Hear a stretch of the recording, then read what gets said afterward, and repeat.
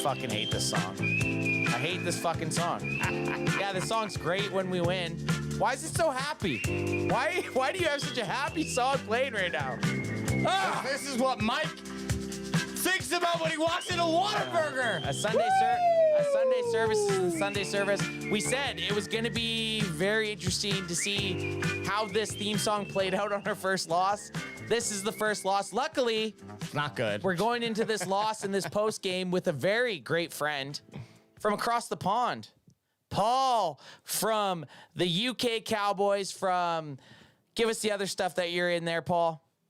Yeah, bloggingtheboys.com and doing the World's team and stuff like that. So yeah, but thanks guys. Thanks for having me back over. Sadly on this loss, you know. Oh, terrible loss. Terrible loss, man. Not Destroying loss, I feel. gut-wrenching, I think's the word. Yeah, it's so weird. Like, it seems to be anytime the Cowboys are near enough 90% favorites against a team, we always seem to really struggle. Like, take the Sam Darnold Jets game back in 2019, the Browns game where a fisherman rushed over 110 yards against us at AT&T Stadium, where Jalen Smith absolutely could not tackle for jack shit in that game.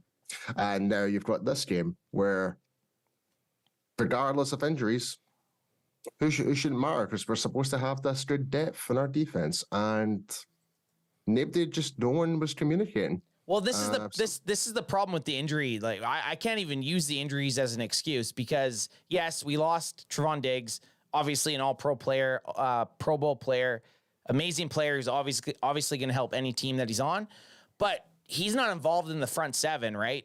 Our run defense looked absolutely terrible. It took me back to seasons prior when we had Williams from the Denver Broncos rush for 200 yards against us. It just felt like there was no one even within the first 5 yards of any of the Arizona Cardinals running backs. Crack them if you got them, AJ. Crack him if you got him.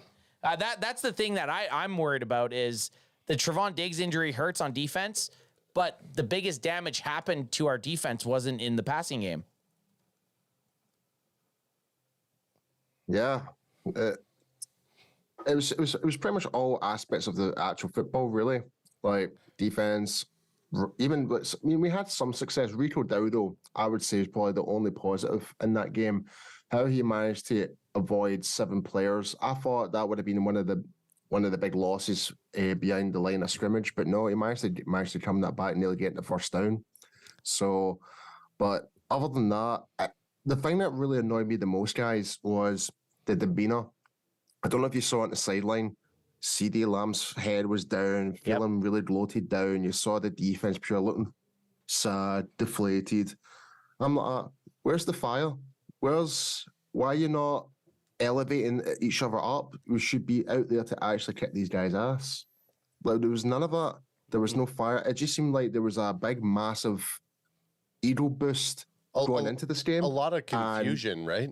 Like, it felt like everybody out there was confused of what was going on. Yeah. People were frustrated with each other. It was absolutely hogwash. Here's a couple of, maybe this actually tags onto that, Paul.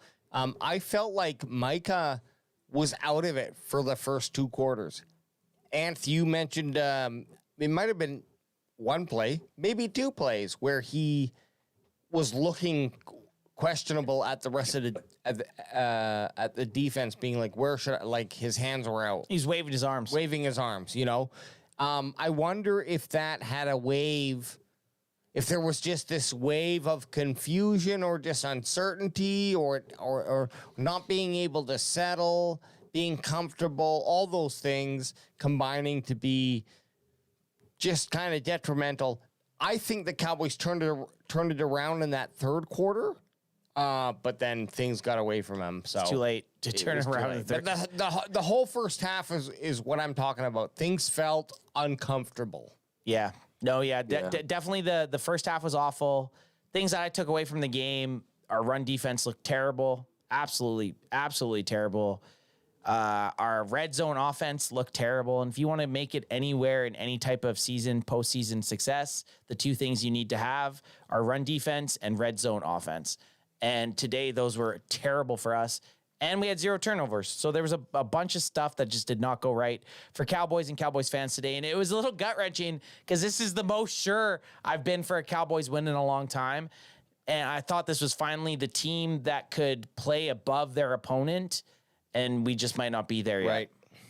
Like I said this on the World's team with Meg Murray for bloggingtheboys.com. It's like, going into this game, yeah, I felt confident going into the game, but at the same time, we could not underestimate Arizona. Despite they've lost Buda Baker, like we need to remember that, one of their star players. Truth. And obviously, like Kyler Murray is not their quarterback as of right now. It's Joshua Dobbs. True. And this team were actually ahead against the New York Giants the week before, and yet still lost. You would feel just by pre-game, you feel a lot more confident about this game.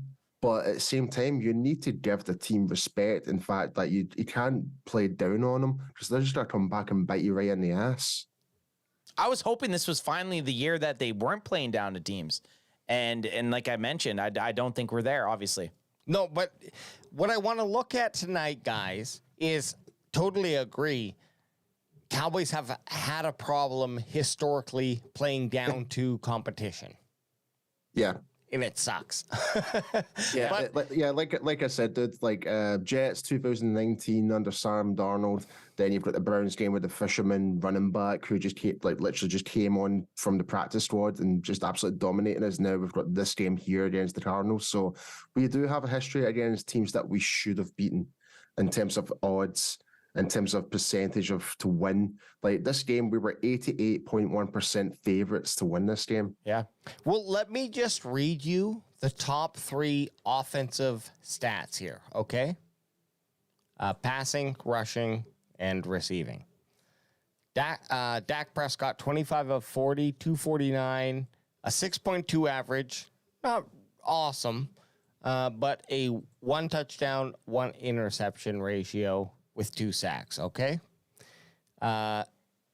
Rushing, top rusher, Tony Pollard, 23, 122 yards for a 5.3 average. And then our receiving, 6 receptions, 92 yards. No Michael Gallup, touchdowns. Michael Gallup, leading receiver, 6 receptions, 92 yards, 15.3 average. The issue with this is Dak threw too many fucking times. No, I'm going to say it. I'm looking at this right now. What I'm saying, though, is with those top 3 stats, you would think the Cowboys would have played a much better game. I don't see a knock on I'm not seeing a terrible knock on the offense, except for, of course, CeeDee Lamb, fucking 4 receptions, 53 yards, you know? Yeah. I don't know. Just to add on top of that, the Cowboys had 34 minutes and 33 seconds of possession compared to 25 minutes and 27 seconds to the Cardinals. So we've had a far more, 9 minutes extra of offense. What did we do with that 9 minutes of offense? We decided to run the ball and actually run down the clock when the time we needed to do it in that fourth quarter. No, man, I wish I could remember exactly when it was, but there was a time when we were running the ball, and it was running down the clock towards the end of the fourth, I believe. Maybe our second last drive, or our last. Well, yeah, they decided to run the ball at weird times. Running a lot. Instead of passing it in the second that would have made quarter, more sense. How about in the second quarter when it's 2nd and 1, and you guys throw the fucking ball and completely? They had a holding penalty on a 2nd and 1. They ran the ball and they threw the ball and had a holding penalty. Now they're 2nd and 11, and then they got sacked. Instead of doing that on 2nd and 1 in the second quarter with Tony Pollard averaging 5.3 yards per carry, why not run the ball then? That's my biggest problem. It was just weird timing for when they decided to run, when they decided to pass. Very strange. Lean into TP20 more, man. His got a good average. His second half was better than his first, and I feel like a running back, they just totally didn't even give him a chance in the start. We got down, and then it was just a really weird game. It was very strange. Yeah. I don't know what else to say. I mean, I'm not going to make any excuses. It was just not good enough, really. Like, I know there's some Cowboys fans. Oh, we had injured players, etc., etc. I'm like, even No. still, though, we should be more than equipped in terms of the personnel we already have in this roster to easily beat this team. Yep. But we didn't. No, I agree. You can't find excuses. We lost the Cardinals. The Cardinals looked better in every aspect of the game. Yeah, and They really did. They even look like a even to the completely coaching. different team to where they were last week. Like Josh Dobbs looked as though he was bloody Patrick Mahomes at one point. I don't for goodness understand sake. what's his That may deal. be Why is that he may be so? an exaggeration? But it's true. Why is he so That good against the Cowboys, Paul? Why is he? Last year he was good. Always is. Why is he so good against the Cowboys? no, look, Josh Mahomes. I think there is some things that we discovered tonight that Joshua Dobbs is a mobile quarterback, and we faced two mobile, I would say, equally mobile quarterbacks in week 1 and week 2. Dobbs has just something that's a little bit different, I guess, from these guys. I don't know what it is, but he must be able to maybe sling the ball better, more accurately. I don't know.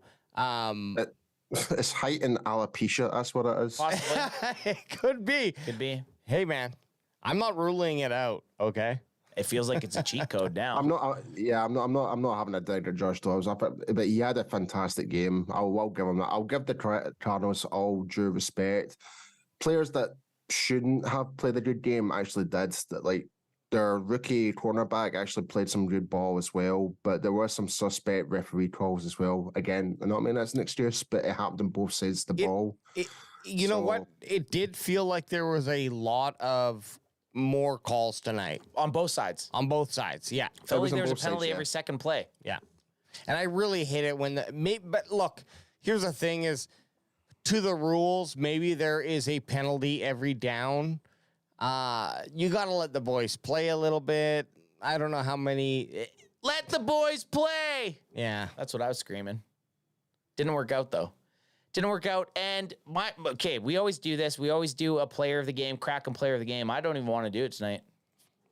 I don't want to do Kraken it. player of the game, for I'm me, not doing it. For me, I I'm have going void. I have an easy one. Yeah, but so hang on a sec. You start saying you don't want to do a Cowboys player, Kraken player of the game. You start doxing me, saying that I have. You didn't want to do a post game. No, I did want to do a post game. I was just saying the post game should be us just all silent because it would be funny that way. You're now going fucking total no Kraken player of the game. Yeah, okay, I'll give a Kraken player of the game. You guys aren't going to like it. To Josh Dobbs. Josh fucking Dobbs. Is that better than not giving a Cowboys player? I don't know. I'm on. Well, it can't Paul, be, who do you think? Who's it your can't be granted? Who's It your can't be Kraken granted. player of the game? Are you asking me who I think the player Yes, should be? the Cowboys though. Don't go fucking. Well, that's what I said. Arizona. I'd rather go no player than give it to Josh Dobbs. But Don't Paul, listen to him, Paul. who's your Kraken player of the game? I would have to give it to Vito Dowdo, if I'm being perfectly honest. I like that. That's a very Okay. It's a respectful answer. Wow, Rico good Dowdle one. almost had. Not only did he have his first NFL touchdown, he almost had 2. He was very close. And Paul, I think you brought it up a few minutes ago. That one play when he caught the ball behind the line of scrimmage, I was like, well, that was a stupid play call. And then he just rallies up, breaks 3 or 4 tackles, and gets a first down. That was a very, very, very good play, and made me think. Deserved. Out of all the players that played tonight, Rico Dowdle showed why he deserves being that RB2 for the Cowboys. Yeah. If all the skill players that we had, he's probably the only player actually showed a little bit of grit out there. Well, him and possibly Cooks for him setting up the touchdown, for making that block. But don't get me wrong, Lamb made some really good catches in the game, but I just felt his demeanor in the game was well off. He just did not look like your typical CD Lamb in terms of how motivating his other players, his teammates, etc. Like, him and Dak just kind of looked as though they were running on the same wavelength in terms of, like, when they were talking in the sideline. It wasn't all happy smiles, and I just felt like heads down, frowned upon, feeling sorry for themselves. I'm just like, get your big boy boots and actually ball out. Yep. Come on, guys. Look, you know? No, agreed. There wasn't that overload that CD delivered to the defense. Sorry, where they felt overloaded, and which is what you expect with an upper echelons player like CD Lamb. You know, go out there and fucking push the boundary so this fucking team can't handle it. before I give my answer, I just want to call out Paul's fucking hat. Now that is a hat. It's a nice step. Okay. Nice top, yeah. Now that is a hat, baby. Well, hey man, you should actually see the hat collection I've actually got. It's actually I've probably got more hats and t-shirts right now. Where did you get that one? Anything to protect this baldy napper of mine. Dude, that hat's been sold out since it fucking was released. Yeah, this is probably one of the best sold draft hats in a long time, I think. Can't find it. Yeah, it's very hard to find now. Barry Grant Jr. of the All In podcast, Paul, I want to get your take on this. He says there are times where the defense won't be sharp. It was mentally draining week. This is where your QB needs to tell the T, it's rough, but I got this. What do we think about Dak Prescott in terms of operating in this game? He had one turnover. But did Dak kind of step it up and be the team leader? Did Dak have a rough game? Let's talk a little bit about offense and Dak's production. I know we're slagging the defense a little bit in this game. Can I? What about our offense? Okay, it was to Paul, but guess what? It was to Paul. It's your show too, so you can. Actually, before Alex answers, I got something to say. Okay, I'm just kidding. I'm just joking because AJ did it. I was then hoping Adam would do it to me. No, AJ. Sorry, guys. When you guys are all talking at the same time, it's getting all fuzzy and that. I can't really hear. Oh yeah, Zoom there, so Zoom. I don't know if it's something to do with the audio. No, Zoom fucks up if we're all squelching at each other. It does cut you off. Yeah, we're having a gas. Okay, go ahead. You wanted to crack him if you got him, man. Crack him if you got him. Okay. Wait. Okay, Paul. So my question was, did we miss out in Dak Prescott stepping in and saying, guys, I got this. Defense is struggling. Every other fucking game, defense has stepped up and taken and saved our offense. This game, you guys are struggling. I got you on here. Do you think this game is a little bit more in the line of like Dak should have stepped in and taken control of the game? Okay, Alex. Yeah. Paul. I definitely agree. Again, kind of similar to what I was saying about Lamb. I just kind of felt even Dak, sometimes you're just kind of sitting there on the sideline, not even communicating with his coach, just saying, no, I've got this and stuff like that. He wasn't being vocal enough, I don't think. And it's a tough one to really analyze it, because obviously it's just been fresh, what's just happened and that. But the impression I've got is it just feels though that Dak just was not really there. This is going to be a controversial statement, but I almost kind of feel like Kellen Moore was back as our OC there for a second. I'm glad you said that, Paul. There's a couple plays. Anth was yelling, which Anth yells a lot, but Anth was facts. Yeah, I do yell quite a bit. Anth was yelling, "Run the gosh darn ball," and I feel like they got away from the game plan that Mike McCarthy and the Texas Coast offense was supposed to do. And I feel like, yeah, we kind of fell into that Kellen Moore trap. And obviously we saw, I mean, look, I asked that question because there was a couple plays where Dak, he runs it for a solid first down. He made a lot of great throws today, but it was that red zone. It was that red zone. When we were fucking in there, you have to take it the extra edge to win. This is where people are all we're going to hear this week as Cowboy fans is, if you want to be a Super Bowl team, your offense has to produce in the red zone, and we didn't produce in the red zone today. There's zero excuses for, regardless of what the defense, our offense did not produce in the red zone. See, that's the thing. Like when you look back when we had Jason Witten back today, when it came to red zone, or if it was under Romo or under Prescott, Witten was always there, available within the red zone, right there in the middle. He was always your safety blanket. We didn't seem to have that with our tight ends today. They were only help. I didn't feel like they were creating enough separation when it comes to the red zone and that. So I think that was a missing element when it came to it as well. But the idea of just trying to keep running the ball in the red zone, how many times did we ended up being like 3rd and 1, and just it was just like, come on, guys, we need to be better than that. Oh yeah, absolutely. I mean, TP20 today and Rico Dowdle today showed that we absolutely have the guys who can actually run the ball. So why are we not putting the ball in their hands? See, that's the thing. We do have the skill and capability of doing it, but for some reason we just didn't seem to execute it. I don't know if it's just mental block. Our egos are being damaged because Arizona just gave us an ass whipping in that first half, or whatever it was. Like, is the media attention? I was saying this is going to be a generational defense. It's like, oh, we only shown a snippet of what the playbook is. We haven't shown the full potential of what our offense is supposed to be. Like, and we're basically on our high horse, and it's just all came crashing down on us. That's what I'm kind of thinking here. Like, it seems like it's a reality check more than anything. It's like, that reality check that you're talking about, Paul. I mean, I think as a Cowboys team and fans, everybody was hyping up how good this defense is. Even with Diggs getting injured, our defense was still solid. And I think the pressure can get to you. I mean, Alex said it in our post-game reaction that I'm glad it happened in week 3. I don't think we were looking at having a perfect season. I do think us as a group, we were expecting losses. Was it to the Arizona Cardinals? Absolutely not. But I'm glad we got gut checked this game. I'm absolutely glad we got gut checked this game.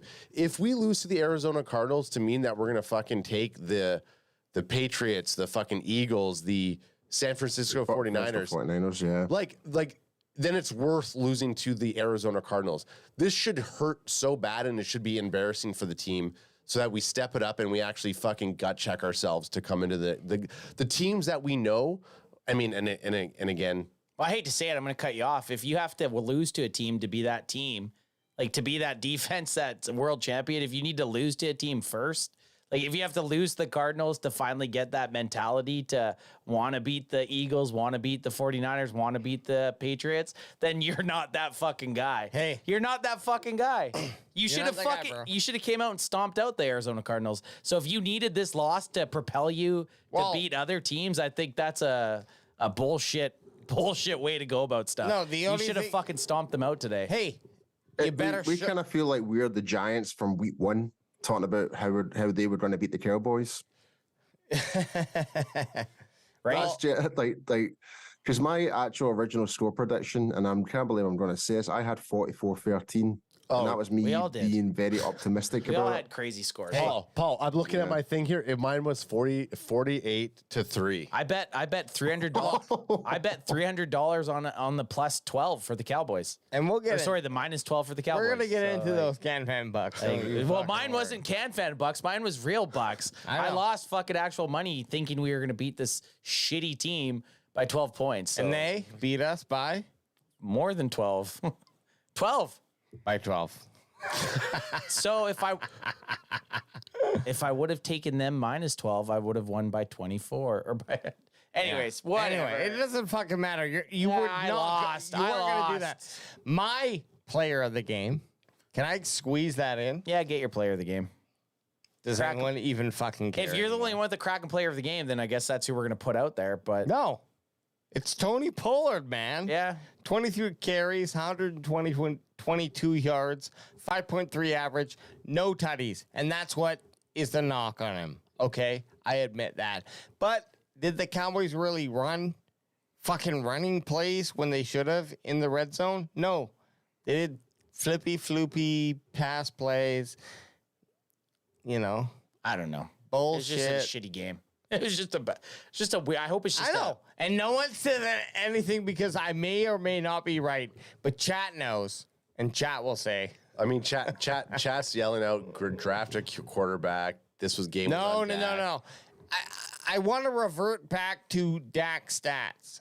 Okay, 249 yards, 1 touchdown, 1 interception. The interception's the key when he threw the interception. Oh, listen, the interception is going to allow everybody to say Dak Prescott is the worst quarterback in the world for having well, it was the timing. First of the It's year. so funny that you mentioned that. Like Patrick Walker of at DallasCowboys.com actually tweeted this earlier, right after the game, saying with the Denver Broncos and Miami game, what they're going to talk about? They're going to talk about that, or they're going to talk about Dak Prescott. You choose.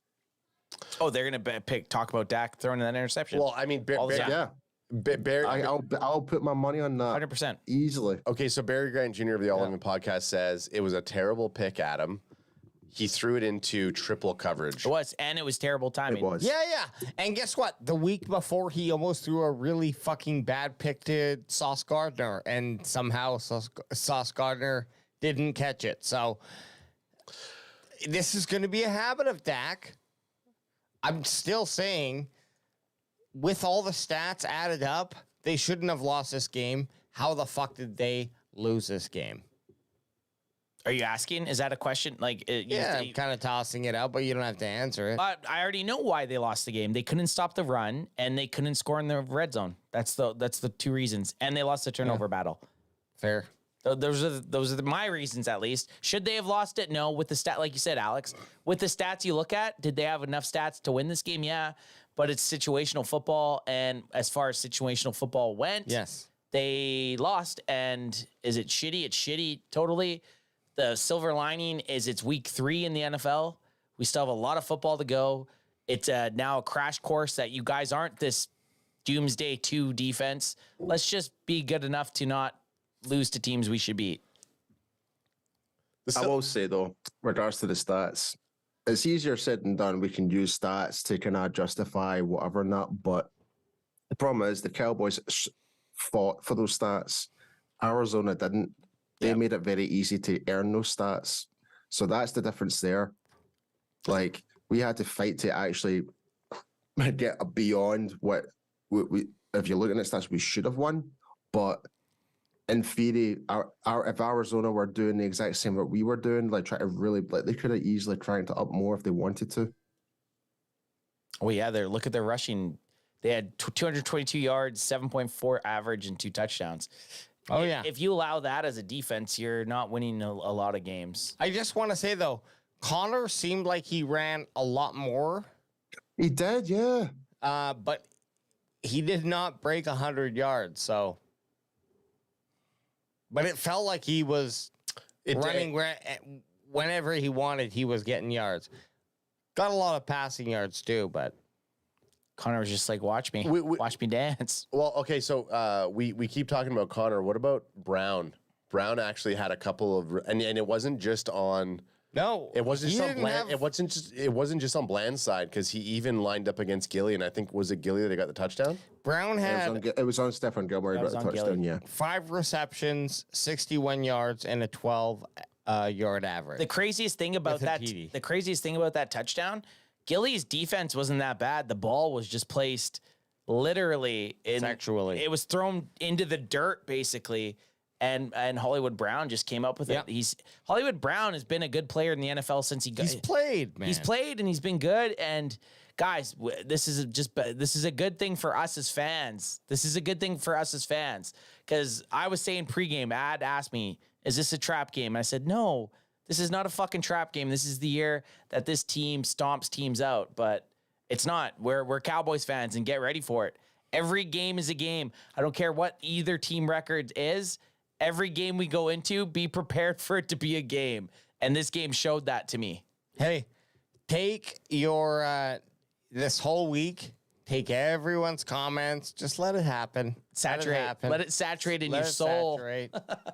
Oh, I mean, yeah. I believe it's the fact that you've got like actual Texans fans and the Eagles fans coming into the chat to gloat. I fucking love it. I love that shit, man. I love that shit though. But anyway, you're still trash. Paul, I love it because the best part about that is if the Texans are losing or the Eagles are losing, you know what the last thing I'm doing with my life is?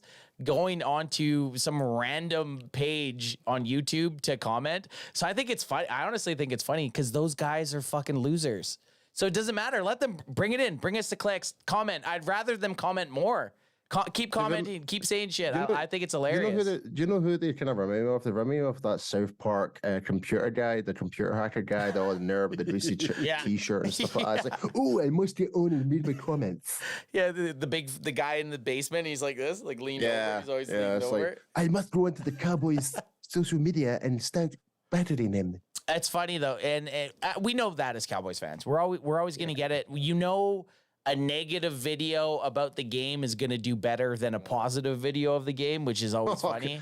Yeah, that's unfortunately that's the truth. Unfortunately, it seems to be more controversial statements nowadays. Seems to be more the headlines. I mean, take Bart Scott for example. That absolute fucking idiot. Yeah, he's a clown, but it gets clicks, man. Gets clicks. Everyone likes it. Hey, when we win, the only people that love it is Cowboys fans, and when we lose, everybody loves it. Every single person that's a football fan. Trust me, I'm in group chats with guys because we're in Canada. You probably have the same thing. We have friends that are football fans of a million different teams. The guy that's an Atlanta Falcons fan, do you think he ever has people texting him when the Atlanta Falcons lose? No. Like today against the fucking Detroit Lions. Yeah, do you think he ever gets a text? But no, if you're a Cowboys fan, get ready to hear it from every other Do you think any Atlanta Falcons fan had anyone text them and say, No. I guess Bijan's not the fucking answer? Not a chance. Not Ritter is not your guy. Just doesn't happen. Boys, I got a question for you. Go ahead and say it. 13-107. 14-107. Is that Penalties. like, is that, oh, Penalties for the Cowboys. Too many. Anything over 10 is too many. 13 penalties for 107 yards. 107 yards. Yeah. Too many. 13-107 sounded like you were at like some Dubai fucking Well, I'm throwing it hotel. out. I'm trying to get the juices flowing. I thought you were telling Adam how many minutes he had left in his life. I was like, shit. I started doing the math. I'm like, that's my brother. How many days does he have left? If 13, I love you, brother. I love you. I'm not gonna lie. we've already known this as Cowboys fans too. Anytime that we get 13 penalties or plus, there was a couple years where 10 or more, you're shooting yourself in the foot. And a lot of them were warranted. A lot of the penalties were warranted. Worst game for penalties for the boys. Oh, by far. By far. Here's the weird thing about the penalties when it comes, especially when it comes to the O-line. With only the exception of the one TG Bass penalty, it was actually mostly on Turnstile and Ododa. That was pretty much it, I believe. Vets. Like, I was just like, Hoffman actually had an okay game. I thought, And you were in terms of the sacks. and Paul, Alex was all over Hoffman from the start of the game. You really? fucking couldn't stand Hoffman. No.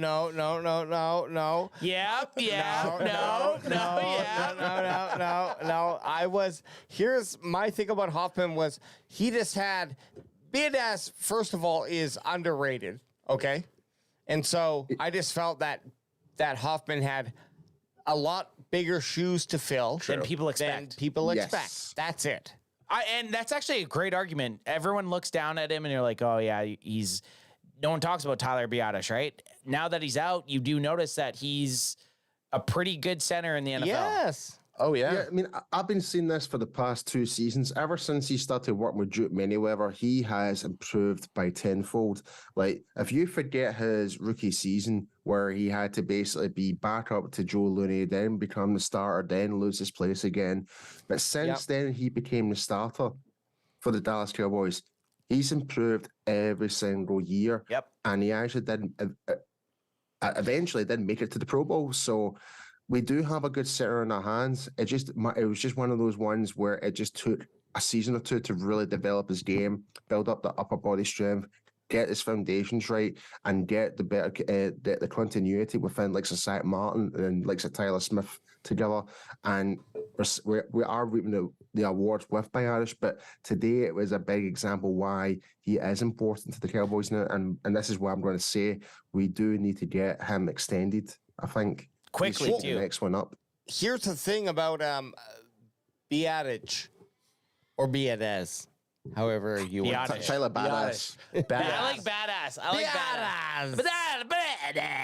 Biadasz. Whatever you want to call him.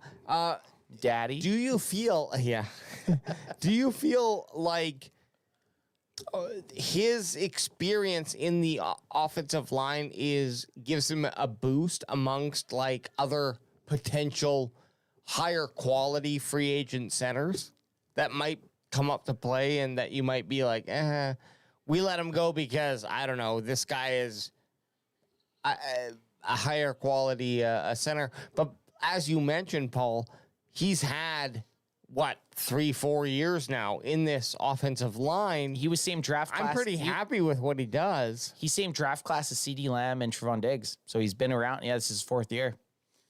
Which makes that draft class actually look pretty fucking dialed. Pretty good when you got consider your top 4 picks, or maybe not starters? the 4th, but your first round pick is CD Lamb, your second round pick's Trevon Diggs, your third's Neville Gallimore, and I want to say that he was the 4th, and if he wasn't the 4th, he was the 5th. Like, that's a pretty good draft class.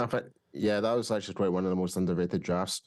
I thought even with the Micah Parsons draft as well, probably 2 years in a row we got really lucky who we did draft, and they're all pretty much near enough starters. So, you know what I'm looking at right now, guys? I'm looking at this Dallas rushing offense, and I see Tony Pollard with 23 carries, 122 yards, 5.3. I see Dak Prescott. Obviously, you can't really put that in, so I'll skip. Rico Dowdle with 4 carries for 21 yards, 5.3 look at his average. catching too. No, but listen, those guys did that with 2 of our 5 starting offensive linemen. Oh, great average. Imagine you get Tyron Smith back. Now you get Zach Martin back. Now you get Tyler Biotish back. Those numbers are only going to go up. Yeah. Like, honestly, they have to. For us to have this ragtag offensive line today, and I'm not making excuses for injuries because every NFL team has to deal with injuries. All I'm saying is looking at the rushing attack today. Because the injuries weren't super significant. It makes me feel good going forward. Yes. It could be one of those. It could be one of those areas where they underestimated the fact that it's like, oh, we're playing the Cardinals. Let's sit some of our guys. Let's let them and actually. Are we cutting to a picture of Tyron Smith sitting on the sideline? Are we right now? Is our podcast a picture of Tyron Smith in gear? Because that's, I feel like, all we saw on the game stream. The whole fucking game. He looked as though he was the only person in that sideline. It's like, put me in, coach. They should have. He was actually redeemed as inactive. I'm like, why is he in uniform then? Why do you have your gear on if you're not going to play? Give him the backwards hat. I bet Give him you the it's fucking a hoodie contract. and the backwards hat. It's 100% a contract thing. Oh, interesting. Where he's wearing his gear and he's like, look, I was suited up and ready to go, and the team decided that they wouldn't play me. Which is actually a legit thing for the team to do if that's an actual. Yeah. But that's real. That's actually legit. I don't know. I'm just coming at it from the fucking. Hey, you're outside the box. You're outside the box. You would think though that obviously as it's going on, it's like, okay, put him in because we're needing him, and then obviously it's like, okay, we're gonna sit these guys out. We're gonna make sure they get another week to recoup because we have the Pats and we have the 49ers, and then we have a fucking dog of a schedule. We have a dog of a schedule. This is the Cardinals. This game was supposed to be a gimme. Look, guys. Before we end this, we're on to the Pats. We're on to the Pats. Yeah. Next game. Well, I was going to ask. Let's go around. What's going on? Let's go around before we get out here. I'm going to go with Adam and Alex first. Then I want to hear Paul's comment because personally, I'd rather hear his before I go into mine because I feel like his is going to be more to base off of. So, Alex. Yeah. That was just a joke, guys. I was trying to be funny. I'm drunk, okay? He's wasted.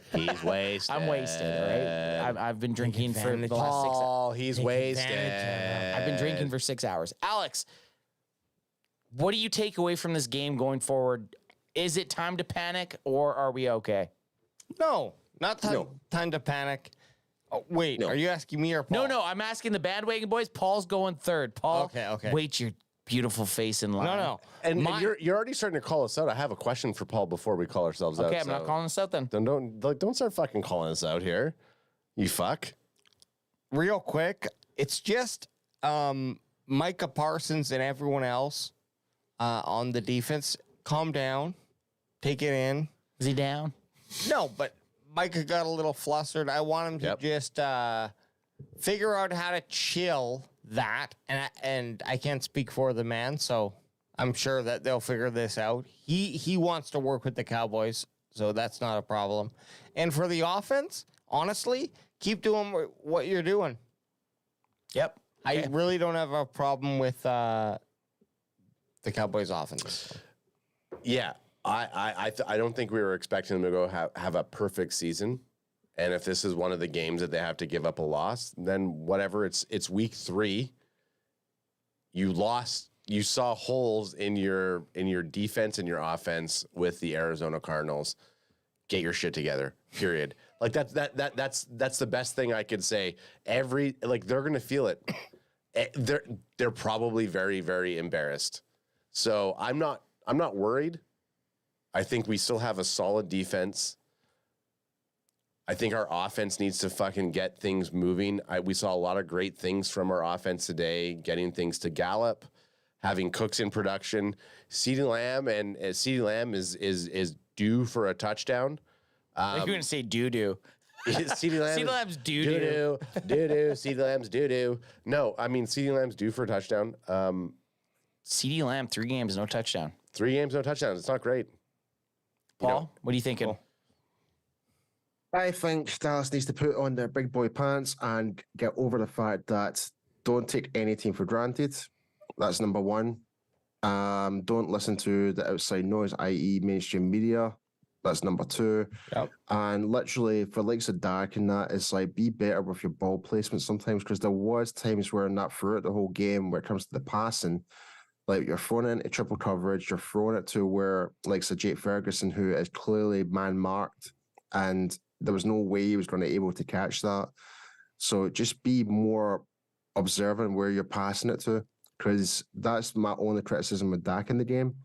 But other than that, I can't really be too mad about the offense, because we were running the ball despite with the leaks in the offensive. Well, not leaks, but replacements. Yeah, replacements. Yeah, thank you. I think we did all right considering. Rico Dowdle stepped up. That's a big plus. I think that is good for going forward. I was quite surprised we didn't see any Deuce Vaughn in the game. Yeah, no Deucey. Interesting. Yeah, no Deuce Vaughn today. No Deuce. Nope, no Deuce Vaughn. So I was My quite bold surprised prediction about was that. off. But in terms of the defense, just stop listening to the hype and just actually focus on your game and actually stop. I don't know what to say really. Paul, I'm going to ask you. I'm going to ask you this. Paul, I'm going to ask you this. Get it out and think about next week. Forget about what just happened.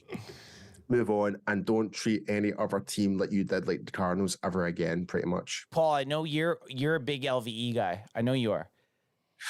Yeah. What did you think about his? He had a terrible game. He made 1 or 2 good plays, but other than that, he had a bad game.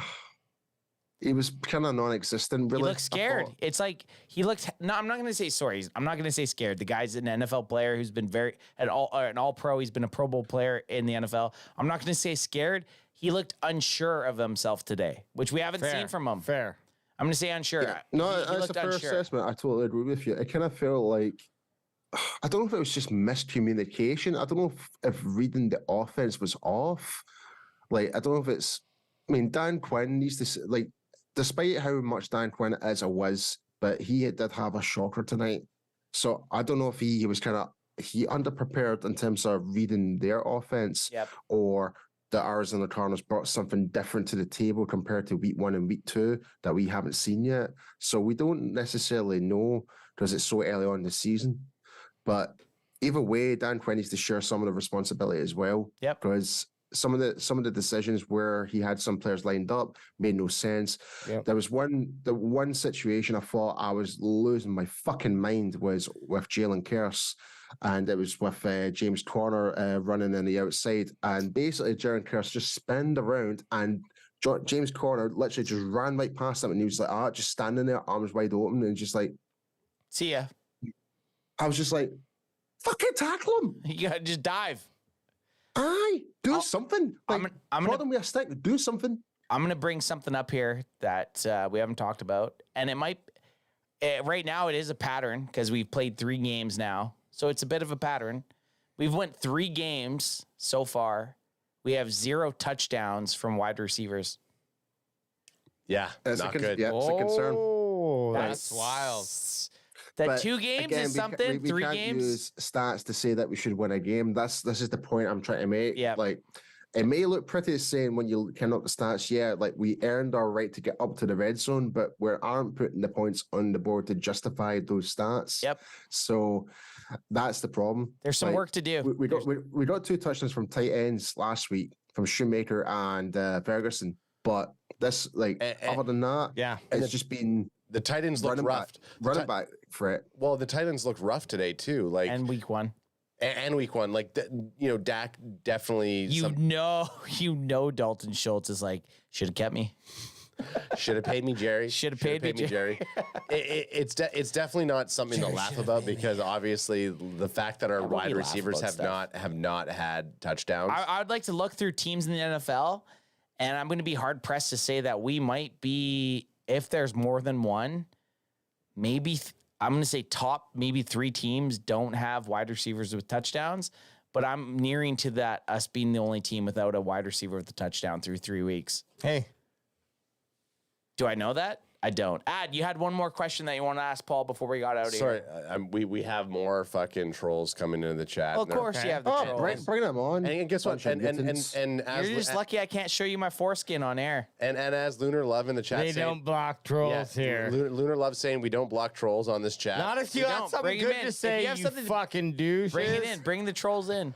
I was gonna ask Paul. I was gonna say, Paul, we're outside of this game.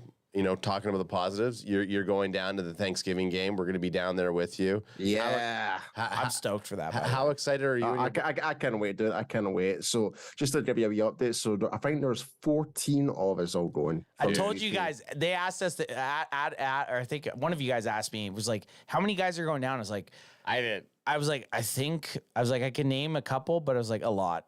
I think there's going to be a decent. There's 14 of us. So they got 14 of them. It's a big table, a big-ish takeover from the UK for us to all go as a group together. And we've got one of the guys from the Big D Deutschland from Germany. They're coming over as well. So hell yeah. So big shout out to the Cowboys fans in Germany as well. Oh, fuck. Well, we got together 17 people then. We got 3. We got 3 Canadians. We got 3 dudes from Canada rolling hard. It's going to be awesome, man. I can't freaking wait, man. Like to actually grab a proper crack 'em if you got them in person. That's going to be a good moment. What day are you guys rolling in? We fly in on the 22nd, so Tuesday. I'm going to be in Dallas for the Commanders and the Seahawks game, so I'll be there for Nice. 2 weeks. Nice. Yeah. Nice, So nice, we'll nice. float. We're thinking 21st, though. Yeah, we're gonna fly on the 21st, and we'll fly out that Saturday. Well, we'll do 21st. We'll dial ourselves up and then get ourselves located. That's gonna, man. I'm so stoked for this Thanksgiving. Yeah. Wait, if I let me double check. I think it's the 20th. It's Actually, either the 21st or 22nd. I think the Let me game's just the double 20. check, I think actually. the game's the 23rd. 24th. Oh no, so 22nd makes sense. 22nd makes sense that you fly in. It's the Tuesday I fly out. Yeah, that's, So that's- 20. Well, the American Tuesday would be the 22nd. Yeah, so it's the 22nd. Because the Wednesday is the meet and greet for Cowboys Experience. Then first is the Thanksgiving game. Hell yeah. Yeah. We'll do that. cetera. We'll do the barbecue at Cowboys Chris's. It'll be great to have a proper in-person cracking with I you. think that's the plan for Tuesday night. yeah. I think that's the plan. Once we arrive at our Airbnb, etc., or settle down, we're going straight to Chris's house because I think we're literally just a couple of blocks away from where he stays. I believe. Well, 'cause that's we're what we literally talked not about, far away 'cause- from- it's like a 10-minute walk from the stadium. Send us your address Yeah, for 'cause where we- your Airbnb Yeah, is. I'll 'cause send all we'll the get one details over. right by you guys. We've stayed Fort Worth, and then we stayed Dallas, where we should be staying Arlington. So I think this time we're gonna do Arlington, so that we're close. Yeah. But hey, Yeah, Paul, I learned the hard way last year with when I was at the Colts game last year after the game. There's literally no Uber service right after the game. Oh, We had to- shit. you I know had to walk miles. Like you could wait at Texas Live for a little Yeah. while, then get one. But see, within like 2 hours after the game, good luck trying to get home Yeah. unless you've got before some friend I to pick call you up. us out, you know what we did last year? The guy that drove us down, we just told him we're like, we'll pay you $100 cash if you just pick us up after the game. And then we just walked to a enough. gas station. Remember that? We walked to Yeah. the he walked gave to us the his gas number. station, we drank. AJ got even more. We just wasted. sat there at the gas station getting wasted knew after we the had a game. ride, Yeah, we had a ride. baby. The guy came, he picked us up, and it made a lot more sense than the Uber. But hey, Paul, I appreciate you for coming on. Give yourself a little shout out. Where can people find you? Yeah, guys, you can follow me at IMPStew. That's my Twitter, Instagram handler. But you can also check out bloggingtheboys.com where me and my co-host Mike Murray run the World's Team because we are the World's Team. There we go. There we go, baby. So fuck you, everyone. That's not Cowboys fan. I'm not worried about the season. I know the bandwagon boys aren't worried this season. No way. But hey, guys, call yourselves out. You call yourselves out. Bandwagon boy number 1. Bandwagon 2. And your host, Ed Best. We out next week. We coming hard. We're coming hard